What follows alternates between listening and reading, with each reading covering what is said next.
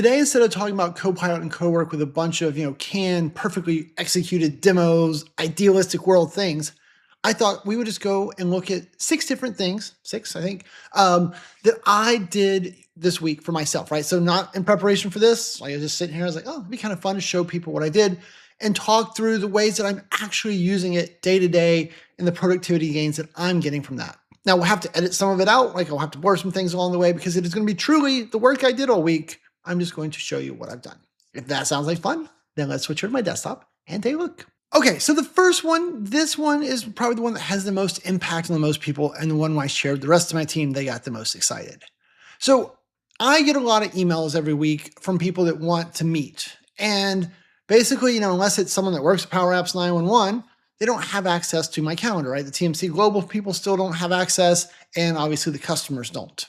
Now, I know there's bookings and things like that, but I like to be a little more personal. So here's what I do, right? I get an email like this, Chewy wants to go get a pup cup. So we're going to say reply. And then over here on the left, we're going to click on the little sparkly thing, right, for open Copilot.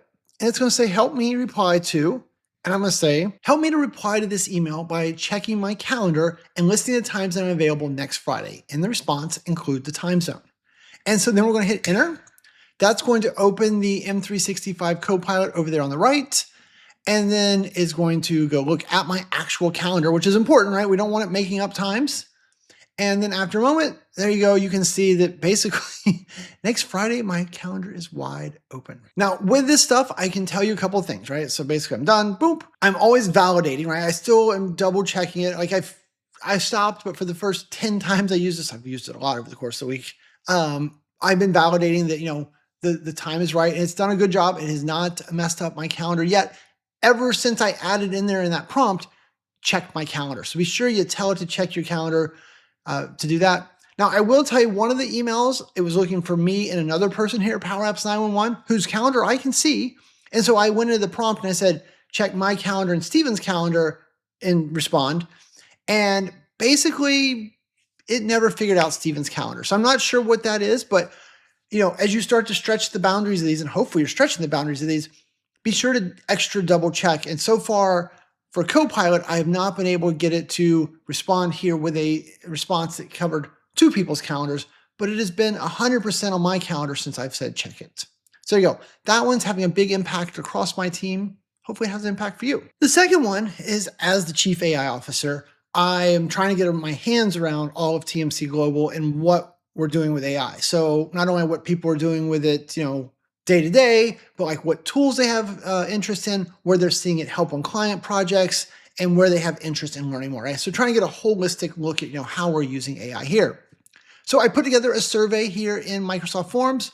I shared it out with the team, and basically as soon as I shared it out, Jen, our CEO, said, hey, I would love some little talking points out of that are tied to the survey, right, for an event that she was going to, and she needed them just like that. So obviously, I have went through and I've read all 74 of these responses one by one, but that's really overwhelming to try to get her answer very quickly. So what I ended up doing was I went into the view responses and I downloaded the Excel file, right? You can get all the Excel files out. And then I got a little help from Copilot. Copilot, easy for me to say. Okay, so I opened up the survey. And then I clicked down here in the bottom right on our friend Copilot. And of course, it didn't keep the history of what I asked it. Sometimes it does, sometimes it doesn't. Very rude. But so we'll recreate kind of what I did. I went over here to the right and I typed something like, my boss needs me to review these survey results and provide her with the key themes, specific quotes of where AI is helping us win, any key stats and other helpful info she can use as part of presentation she is giving. So that is basically what I typed. I don't know exactly what I typed, but something to that effect. And then we hit send. And now that it's done, I realize I probably can't actually show you the responses. But believe me, the pieces are in there. Now, I didn't just take and copy and paste that and send it off to Jen. No, right?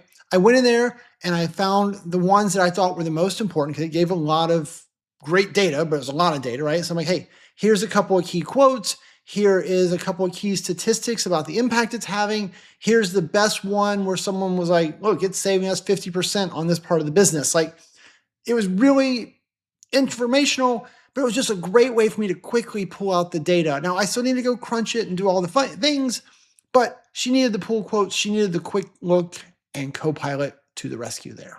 Okay, number 3, probably the least exciting one, but it's a practical use that I do way more than I care to admit. That's basically using this as a glorified search tool. So I was presenting for the Dynamics User Group 24-hour event that happened earlier this week, and I'd kind of thrown together a couple slides for them. I did like 99% demo, you know me. But what I did was I wanted this one particular slide. Well, I wanted an image off one particular slide. I couldn't find it on first go. So basically I went over to Copilot here and I asked it. I've done a session where I talk about sprinkling AI to get started, using it with Power Apps and Power Automate. What I don't remember is if I have a PowerPoint deck for that or not. Can you look for me, please? And so, it doesn't just go and search on the title or the metadata. Like, it looked through the slides and basically it's like, hey, this one seems very much like what you're looking for, but there was also this slide or this deck, right? So it kind of ran me through and then gave me its update on that. And so super quick way, I use this way, way, way often to help me find things, and this is where a lot of people start with it. And so don't discount it. Like, a lot of people start here, like, oh, you're just using AI for search. It's okay. We're getting people using AI. And even all these years later, I'm still using it for search sometimes too. So it's okay. All right, number 4 takes us over to Cowork, which is going to be a little bit of a different use case, but we're going to tie it back to work kind of. So basically, my kids' soccer schedule came out for the fall, right? They play soccer. Well, they play soccer year round, but the high school season starts, basically runs August to October. And so I wanted to get those on my calendar so I could go one by one, which I've done in the previous years. Or what I did this time was I took a screenshot, and I'll probably blur that out so you don't know all my kids' details, but I took this screenshot that had the times and the dates and the locations. And then what I was able to do was I hand that to Cowork. I gave it the prompt, right? This is my kid's soccer schedule. We put all these games in my calendar, please. Mark them as busy. Start time is the earliest time listed. End 2 hours after the last time listed. And the subject, put away or home, then opponent name, and then the 2 times. The first time is JV, the second is varsity. Put all that available info into the body, right? You can clearly tell I just rambled and hit go. And after, a couple minutes, I don't remember how long it took. It was pretty quick though. Cowork was able to do all of that for me. And then after it was done, right, I validated that it happened, right? Trust but verify, it's okay. I then was able to say, hey, will you invite, and then I gave it all of Nicola's email addresses. She has a lot of calendars, and add her to all of them. And so then it went through every one of those and updated and added her as an invitee. So then that way, boop, I filled up her calendar so the time was blocked. Now, tying it back to work, the way that I would justify it is, I travel a lot for work and I want to make sure that I'm working around these times. And I also work late. And basically, I'm not going to work late on times when my kids are playing. So, why would I do that? I'm not going to. So it's on my calendar to help people make better decisions when booking my time. But just a good reminder, right? Like, took an image, took some tedious work that used to, be a lot of challenge, and did it. And the other question I got when I was done with it was like, well, how many credits did that use? And so I just go down here and type in /cost and hit enter. And so you can see that it took 283 credits, right? $2.83 in the pay-as-you-go rate to save me 15, 20 minutes of manually putting stuff on my calendar. It seemed like a good trade to me. Hey, real quick, I will be at the Summit North America conference, right? If you are interested in joining me there, please do. You can use my little discount code, Shane Young, 15_VIP. I don't know, I'll put it on the screen somewhere for 15% off. But keep in mind, the price goes up July 31st. So anyway, if you want to join me at Summit to say hello, please do. All right, number 5 is also tied to Cowork. And so in the last few days, Cowork has now started supporting triggers, but there's no documentation on it. I'm like, well, how do I figure out what to do with that? So what I did is I went over here and I basically just went to Cowork and I said, hey, I understand you now support triggers. Like when someone out messaged me in Teams, can you give me a list of the different triggers you support? It's like, yep, I can. I can do it on emails, Teams, and even a webhook one, right? Very interesting. And then, of course, I'm like, well, tell me more about how the webhook would work. Man, talking is hard. And you can see that it kind of broke those things down for me. And bingo, bango, I was up to speed, right? I didn't even make a video on it. That's a different topic. But sometimes asking AI to help you understand what it can do or how to better prompt. Another one that we talk about, if you want to build skills and you're struggling, maybe you go to chat and you ask it, hey, how do I build a skill? Like, what should that look like? Help me edit this skill. Or I'm going to go set up an AI prompt in Power Apps. What should I do? Right? Don't be afraid to use AI to help you learn and help you do better with AI. All right. And then number 6, I'm not even going to attempt to show you because I would just have to blur it all out anyway. But right now, me and a couple other people were working on a statement of work. And in that statement of work, I have a role, right? I am going to be part of the AI enablement, right? I'm going to provide some AI trainings for their whole company, and then some for their power users, and then help keep them in the loop on what's going on in the AI space with the tools that they're using, right? So kind of I'm almost like their chief AI officer also. Anyway, so as part of the statement of work, someone in sales kind of wrote out, here's what Shane's section is. Delivery then went and wrote, here's what Shane's section is. Way too much detail, committing me to things I didn't want to be committed to. Like, all right. So I basically took what they had written, took that over to Copilot and said, hey, Copilot, somebody wrote this is what I need to deliver. I don't like it. It's too, and I painted the picture, right? I was like, it's got too many details. It's got me overcommitted on this thing. It's too specific here. I gave it just this giant run-on paragraph of what I didn't like about what they had done. And then I gave another paragraph of here's the way that I would shape it. But I wanted it to have their context because I wanted to morph what was already in the statement of work into what I needed it to be. So hit the go.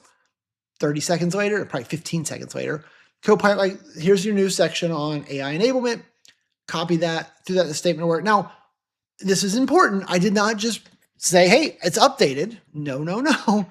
I then was able to go through that and I massaged what AI had written with my words, with my feelings, right? Like I dumbed down some of it because I like to sound more like me and less like an AI, but I then sculpted it. And so that really helped me get this deliverable out in a good way, right? It wasn't just, here's Shane's idea, somebody go rewrite this.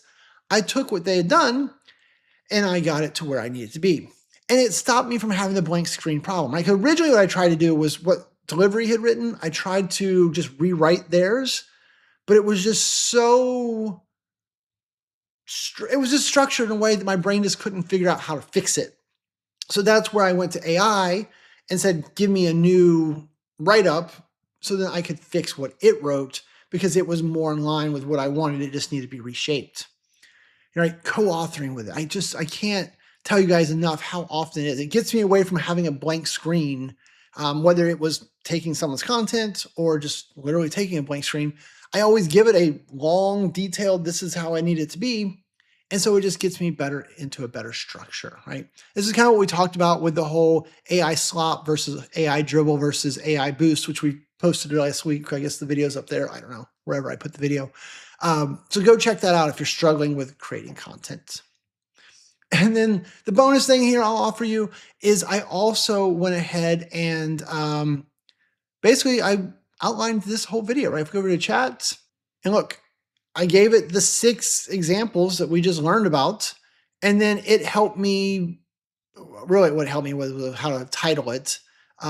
It gave me a whole bunch of ideas on like how to structure it. I basically ignored all of its ideas, but it's like, I don't follow it. But sometimes it's just a second opinion on what I'm thinking about to see where I'm at. So, it's a bonus way that I used it to help me shape this. All right, that's enough for one day. Hopefully you've enjoyed this. If you like this series, right, leave me comments below. Like chat or Copilot chat there thinks that I should do this like a monthly series of just things that I did because people are interested in actual applications of what I'm doing. I don't really know if you are or not. So if you are, share it with someone else, like it, leave me a comment, push me to do it. If not, it'll probably just never happen again.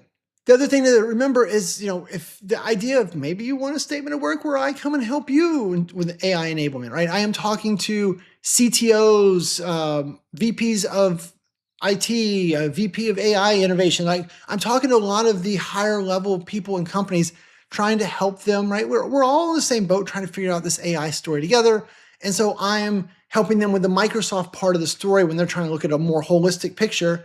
I'm becoming the resource that a lot of these companies are leaning on, and I'd happily do that for you as well. If that's interesting, right, just hit us up, right? Or just email me, Shane@powerapps911.com. Happy to talk with you how we could help. All right, that's enough. So with that, I'm going to say thanks. Have a great day.